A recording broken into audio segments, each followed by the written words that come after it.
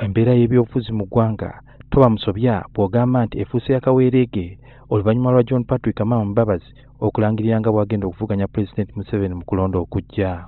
I'll be seeking your vote first within my party, the National Resistance Movement, as its flag bearer. Amangu ddala nga yakalangirira bana NRM abamu baavaayo ne bamwambalira nga mwe muli ne President Museveni. Therefore, do not think it is proper for the Right Honourable Mbabazi to waste your time with that premature electioneering. Olwaleero omumyuka wa ssaabaminisita wa NRM Richard Todwong ategeezezza nga Mbabazi bw'ayolekedde oggobwa mu kibiina. He was one of those who wanted discipline in the party. He was one of those who called to order the former members of parliament who were becoming indisciplined, and even sat in the meetings of the party organs that fired those MPs.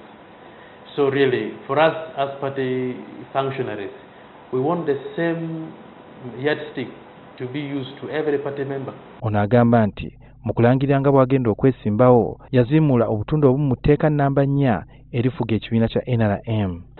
Talks of all party members should refrain from publishing, distributing, or making statements to any media house which purports to be the view or position of NRM without authorization of the organ or of NRM where the member belongs.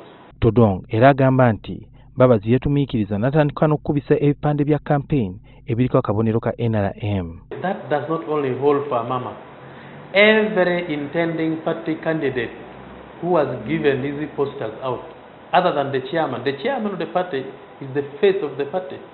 We have been using his face, we have been using his posters, we have been using his t-shirts because he is the official brand of the party at the beginning of all that. Mu kiseera kino eggwandiisizo lya NRM liri mu kukungaanya obujjulizi bwe balowooza nti busobola okuluma Mbabazi n'eyali omumyuka wa President Gilbert Bukenya kati abafuuse bakyewaggula. We are presenting this to the National Disciplinary Committee of the party. Yeah.